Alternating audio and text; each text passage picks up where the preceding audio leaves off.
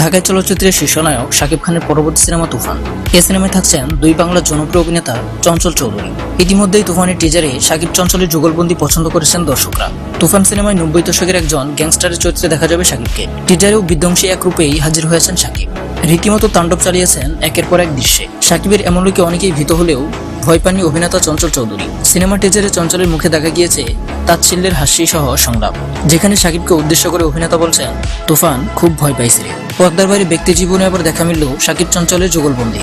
সামাজিক যোগাযোগ মাধ্যমে শাকিব খানের সঙ্গে একটি ছবি প্রকাশ করেছেন চঞ্চল চৌধুরী, যেখানে দুজনকে একসঙ্গে দাঁড়িয়ে ক্যামেরায় পোজ দিয়ে হাসি মুখে ছবি তুলতে দেখা গিয়েছে। ফেসবুকে ছবিটি প্রকাশ করে চঞ্চল চৌধুরী ক্যাপশনে লিখেছেন, ভয় নাই, প্রচন্ড গরমেও আমরা প্রচন্ড ঠান্ডা থাকি। দুই তারকার ভক্তরাও তাদের এই ছবি বেশ পছন্দ করেছেন। পর্দায় শাকিব চঞ্চল জুটির কাছ থেকে দারুণ কিছু প্রত্যাশা করেছেন।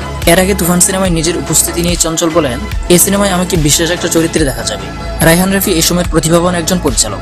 সেই সঙ্গে শাকিবের সঙ্গে আমার ব্যক্তিগত সম্পর্কের জায়গা একদম অন্যরকম। তার সাথে কাজ করতে পারলে ভালো লাগবে। আর এত বড় 3টা প্রযোজনা প্রতিষ্ঠান এক হয়েছে, অবশ্যই ভালো কিছুই হবে। তুফান সিনেমাটি প্রযোজনা করছে SBF, বাংলাদেশ থেকে আলফা আই ও জর্কি। এই 3 প্রযোজনা প্রতিষ্ঠান তুফানের আগে আরেকটি বড় সিনেমা ঘোষণা দেয়। সিনেমাটির নাম দম, আর পরিচালনা করবেন রেদওয়ান রনি। দম সিনেমার মূল ভূমিকায় দেখা যাবে চঞ্চল চৌধুরীকে। বন্ধুরা, এমন সব এন্টারটেইনমেন্ট নিউজ জানতে আমাদের এই চ্যানেলটি সাবস্ক্রাইব করে পাশে থাকুন।